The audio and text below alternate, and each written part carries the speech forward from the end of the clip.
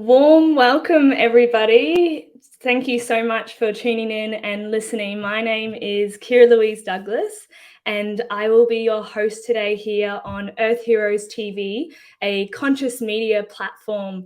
And today we have a really blessed opportunity with Jane Hardwicke Collings joining us to share her wisdom in spiritual shamanic womancrafting and women's rites of passage, and how we can reclaim our menarche, our childbirth experiences, menopause, death, and all of these rites of passage. So Jane is a postmenopausal grandmother.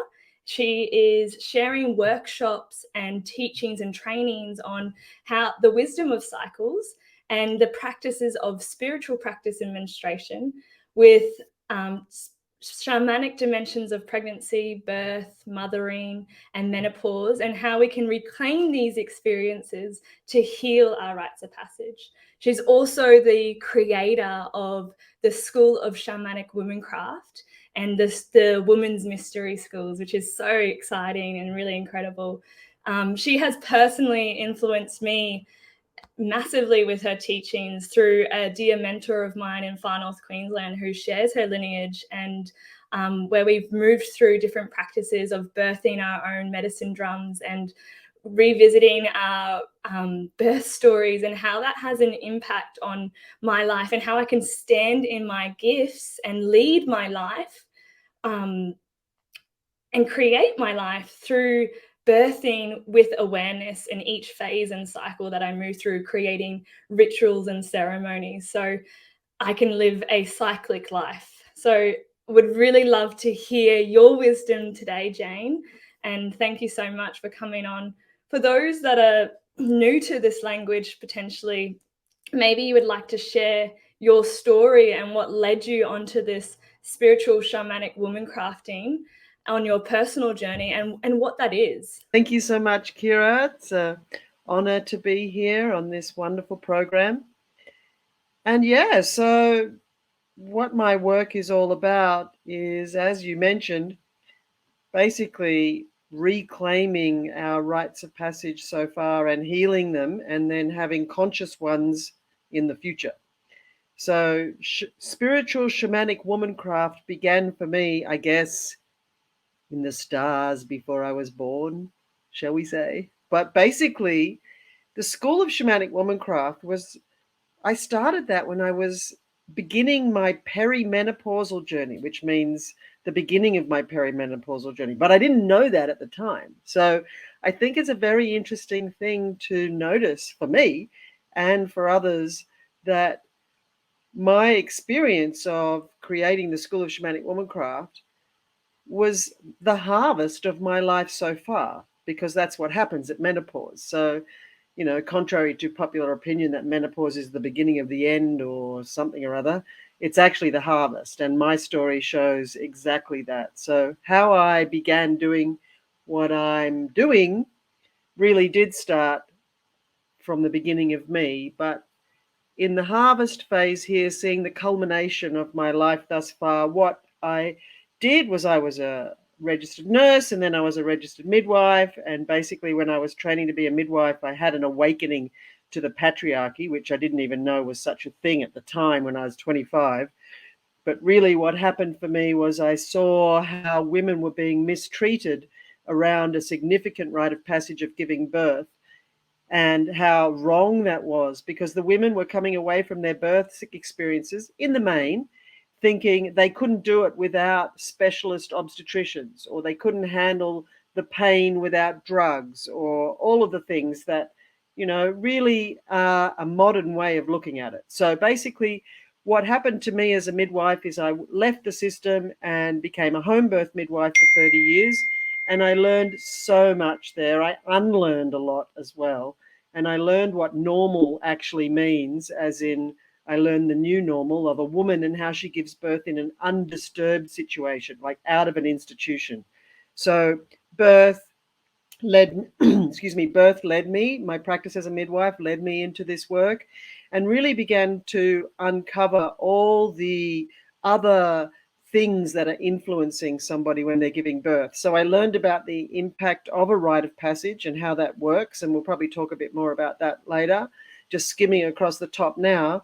The other thing I learned was the connection between the menstrual cycle and how we give birth. So I learned then actually about the menstrual cycle and all the cycles, which we might call the women's mysteries, which is basically what the School of Shamanic Womancraft is all about, which again is a lineage that I'm carrying, and that is the lineage of my teacher and mentor, Janine Pavati Baker. So Shamanic Womancraft is her lineage. So one of the things we have to do in the patriarchy as we dismantle it is to move from the cult of the expert, which is the one we live in now. So cult just means short, is just short for culture, right? So we live in the culture of the expert, which has us think that we need to access experts for information. Now, you know, sometimes we do, but what that inadvertently does is discourage us from finding our inner knowing and the information we have within and around us in nature. So a big part of this lineage is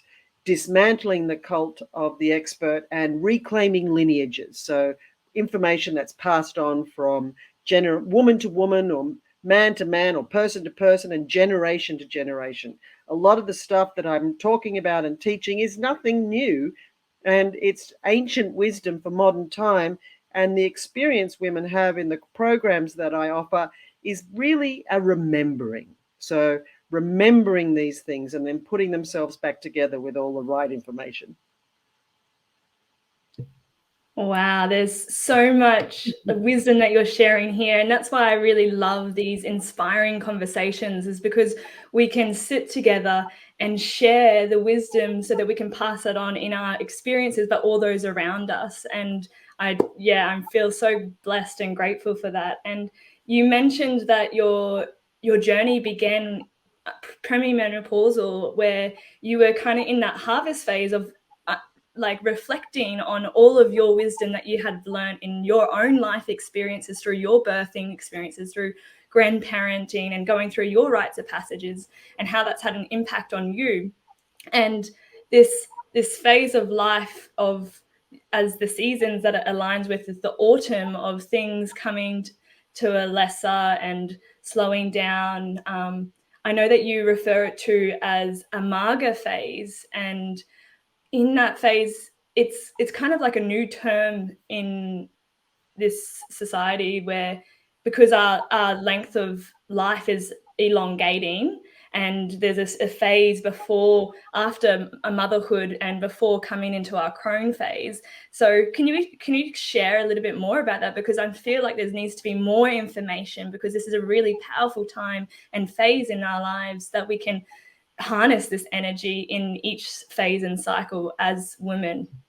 Absolutely. And you said it perfectly there. So there is a new season in our lives that comes after mother, when our fertility wanes, like when we can no longer conceive babies, and before crone, which is classically the winter of our cycle, right? So the crone is the wise old woman, and the mother is the fertile, full bloom flower, right? So there's something between summer and winter, and it's called autumn. So Maga is the term that I was taught by my teacher, Cedar Barstow, in America. And basically Maga, and there are many other words women use to describe this, but I'll explain the Maga.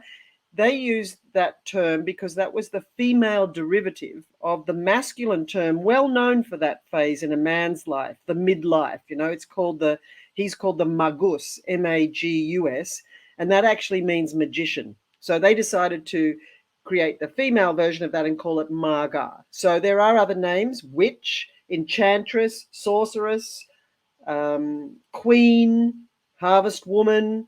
So it's really about the autumn phase as opposed to the summer or the winter. And I think out of all the things that I've learned and taught and passed on, I feel like this awareness of this other season in our lives, this third of the four, has been possibly one of the most liberating pieces of information for women, because in our culture, menopause tends to herald the real endings in our lives. And Actually, menopause happens at around 50. That's the average age of a natural menopause. There's other kinds of menopause, surgical, chemical, or premature, all of which are pretty rare, but can happen. So whenever that happens, that's the beginning, end of mother and beginning of Maga.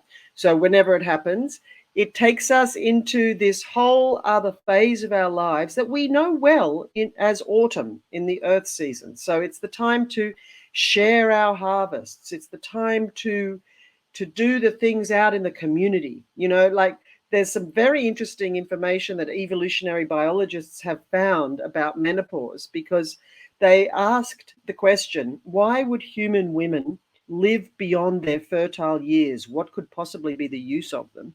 Which, is a pretty foul question. But what they actually found, which is awesome and pure, wonderful evidence, is that there are 5 creatures on the planet that go through menopause. Only 5.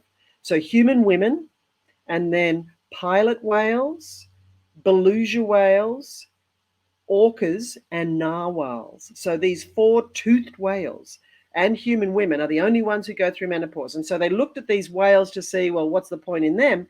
And what they found is that these whales, these grandmother post-reproductive whales, were the leaders of their pods. They were the bosses.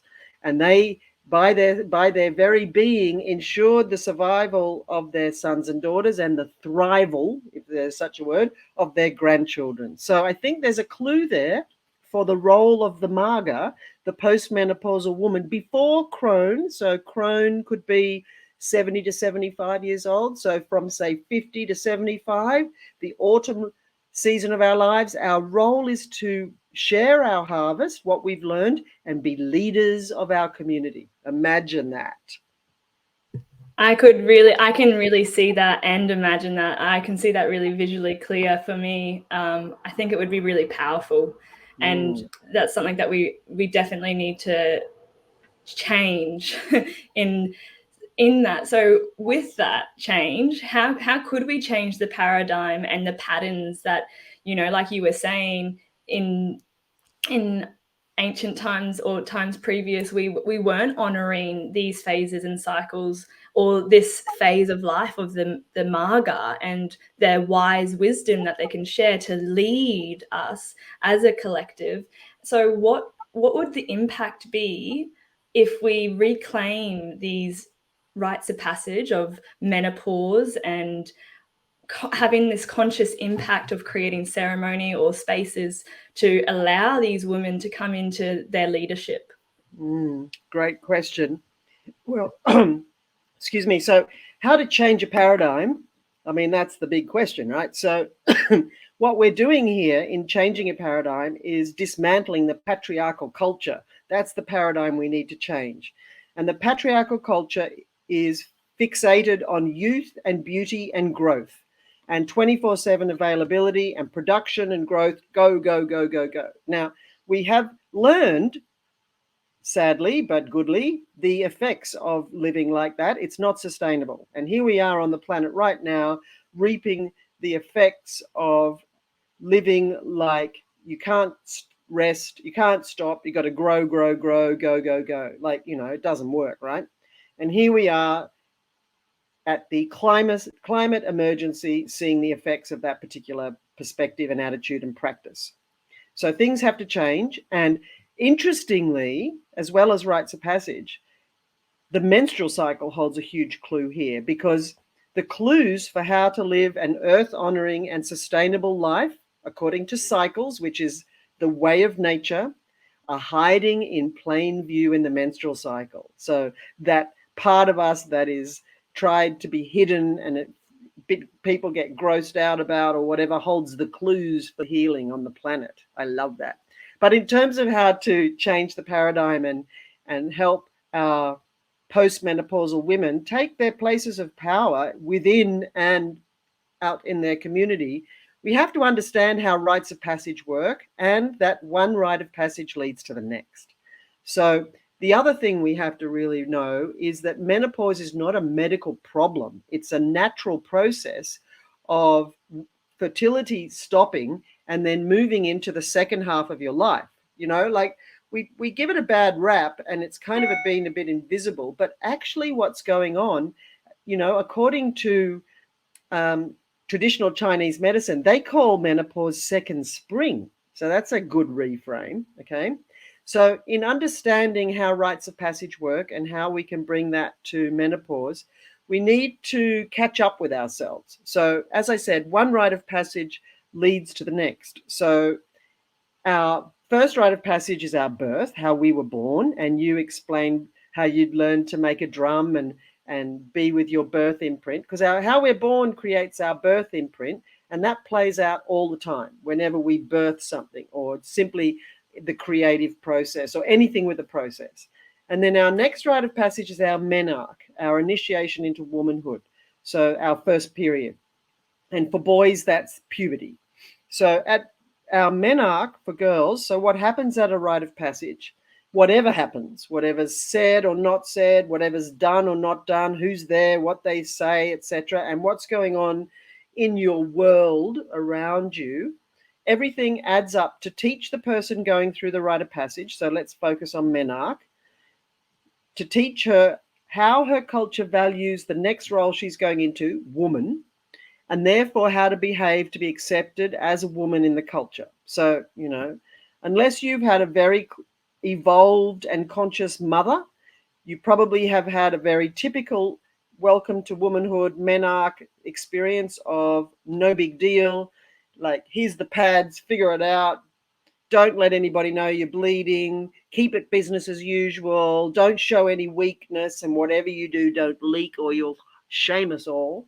So usually our menarche experience is an initiation into menstrual shame, and menstrual shame leads to body shame. Body shame leads to low self-esteem and all manner of negative wounded behaviors like self-harm, eating disorders, and risky and dangerous sexual decision-making. Our culture encourages us to reject our menstrual cycle. If we reject our menstrual cycle, we reject our body, and we reject our compass, because the menstrual cycle is our compass. And if we reject our body, we reject ourselves, and then we're lost. So that's usually where women go to post-menarche. So many young girls get put on the pill for all kinds of reasons. And then so we learn that to be a woman is something to hide or contain or control or all of that. And then she who is initiated into womanhood at menarche, completely enculturated, which is just a nice way of saying brainwashed into how she's supposed to behave as a woman, she's the one that shows up to give birth, already knowing that she mustn't make a fuss, she must show no weakness or whatever the message was. And then how you give birth and everything that happens around the experience teaches you how your culture values mother, and therefore how you're supposed to behave to be accepted by the culture. So then all of this adds up to menopause, when women usually just arrive splat into menopause, not even knowing what's going to happen. So the way to heal menopause is to basically bring it out of the shadows and educate everybody, not just women, because everybody's mother or grandmother and sisters and wives and whoever are all going to go through menopause. It's not something that you can turn off or avoid. You have to go through it at some point. So everybody needs to understand what it's all about. So healing through education and honoring our rites of passage, and reclaiming and healing the ones that we've already had, and then thinking ahead. So for those of you for whom menopause is approaching, then gather in a community and start to plan about how you're going to share your wisdom there and be welcomed by them into your autumn woman harvest queen new position. Yeah, that's awesome to hear. Gathering together in women is such a powerful way that we can continue to practice and change this paradigm for sure. And I really agree with what you're sharing and dismantling this patriarchal system. And with that, coming into more harmony and balance and unity in our wholeness. I'm really curious with, like, you have so many resources and you're already making such an impact, like you've made an impact in my life with, this book, which is like Becoming a Woman. I have lots of your books and the e-courses online as well, that I've shared with my mum, and we've done, you know, rewilding bush camps with Gillian Zamero, and we've done this together, and we're doing the work of this ancestral healing that I feel that is my duty and my role in this society, in my lifetime. And for me, my birth story, like my mum's birth, was euphoric and incredible home birth, and she birthed me into the world. And it's my relationship with the masculine. My father was there in fear, and he wasn't sure what was happening, what to do, and he was pushing me back in out of fear. And so I feel like my role is to continue healing the relationship with the masculine so that we can come into unity and harmony. And so there's all these incredible tools for women to understand their menstrual cycles, and the map and the compass to come into our inner wisdom and come into our power. What is your perspective on the best way to educate men and support men to understand what this role of rites of passage, of phases and cycles, so that they can understand women and support us and hold or protect that space for us to be able to go into our red tent and honor ourselves? Great question. Right question. And important question. And let's say in an ideal world, it starts when they're little. So there's a window of time when mothers are looking after small children, boys and girls, when they have the opportunity to completely normalize the menstrual cycle, because we live in what's called a negative menstrual cycle culture, and we need to all heal that and move to a positive menstrual cycle culture. Like, duh, and it's ridiculous that it's not already like that, but anyway, it's not.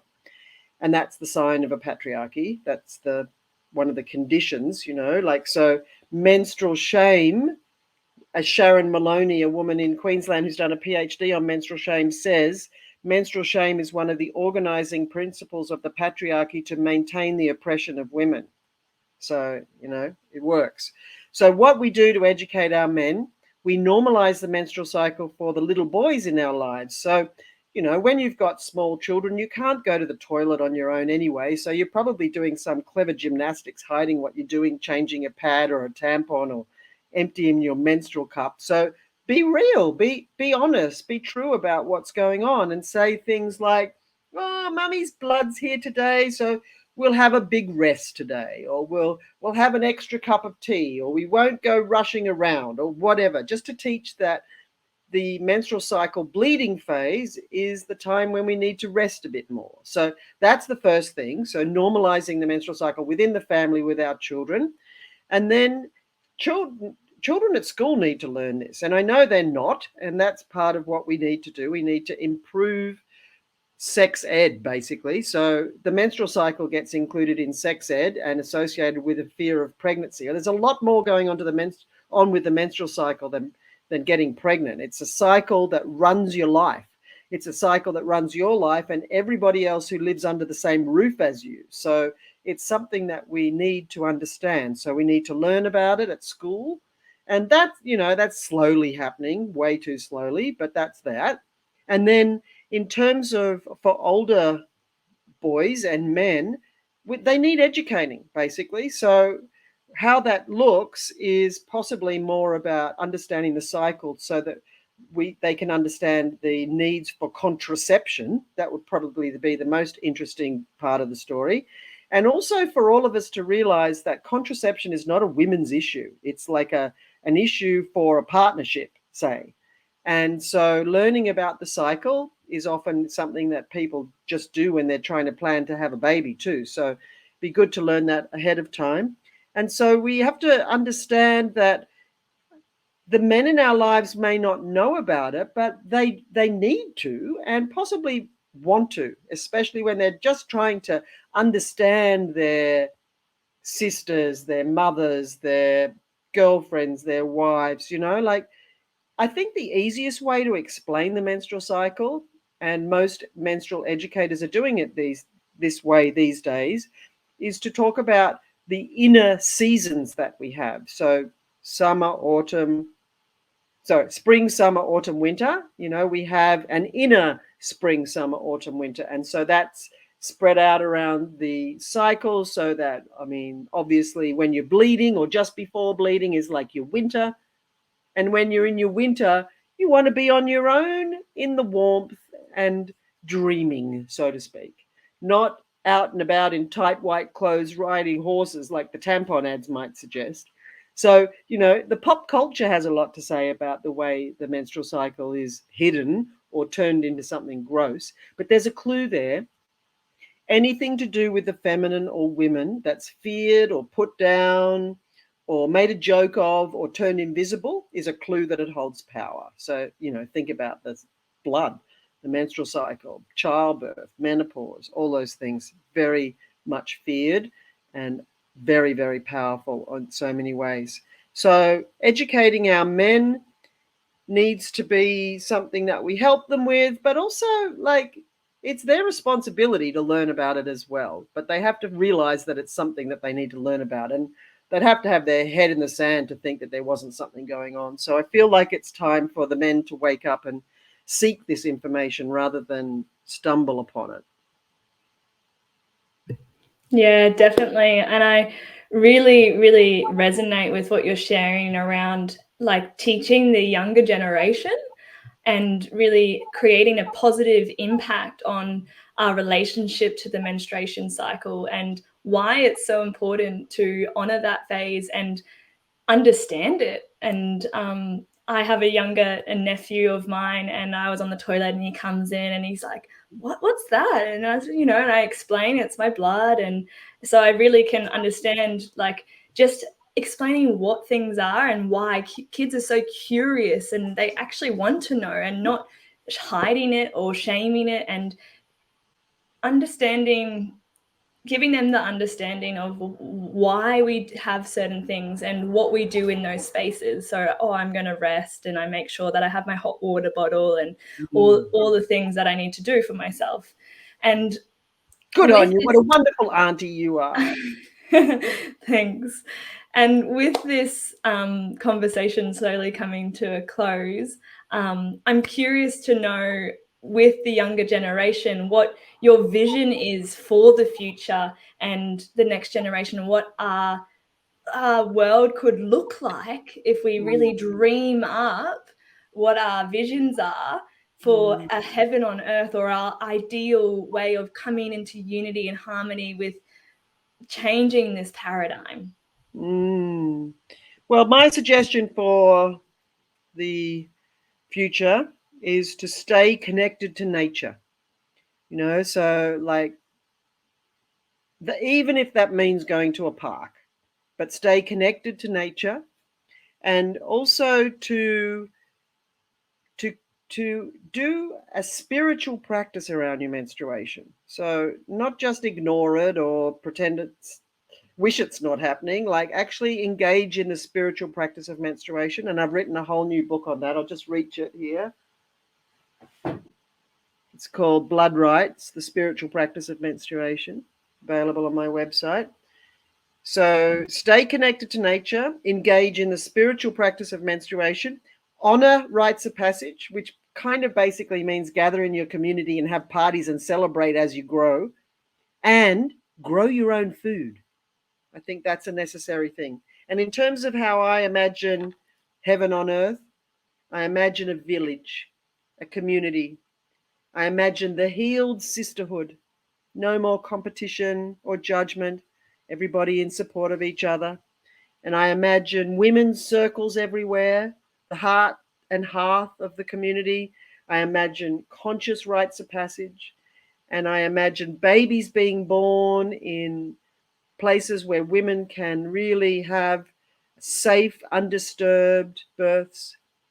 And I imagine global sanctuaries where we co-create these sanctuaries where families come to give birth, people come to die, people come to grow food, and we create the village that we know is needed to raise a child and support a mother. So that's my idea of heaven on earth. So powerful. Thank you. I deeply feel that, as well as I can see that ideal heaven on earth, and how amazing is it that we have this opportunity in every aspect of our life to create that. We're birthing that ideal heaven on earth, and we're making the conscious choices and steps to create this place of which you speak to, and whatever that looks like for us as individuals as well. So I want to say a big thank you to all the listeners that have tuned in and listened to this. You can watch the full version of the video on Earth Heroes TV. And thank you, Jane, so much for your time. I really, really appreciate learning from your stories that you're sharing and sharing these with our audience. So if you've resonated with what Jane has been speaking to, you can find her on her website, which is janehardwickecollings.com, or the School of Shamanic Womancraft.com as well. Is there any other events or things that you have coming up that people can tune into as well? Yes, I'm actually just about ready to give birth to an app, which is about the wisdom of the cycles. It'll be a period tracking app, taking into consideration all the new things about that and teaching you about how to celebrate and honor your cycle, and also the cycle of the earth season and the moon. So it'll be an app that'll tell you when the full moon, dark moon, and new moon and all the seasonal sabbats are and what to do about it. And I've also got a new big e-course coming out. This is coming out from the School of Shamanic Womancraft for those people who can't travel to do the face-to-face 4 seasons journey. We've pulled together the teachings from that into an e-course that we're calling Earth Woman. So that will be available very soon too. Wow, so much excitement that's coming and so much richness and learning that's right at our fingertips. Thank you for birthing and creating all of these magical mystery experiences that people can go through. And yeah, I just want to say a big thank you again, and thank you for your time, and blessings to everybody on their journey, creating ritual and ceremony with their bodies and their cycles and the earth. Lots of love. Blessed be. Thank you.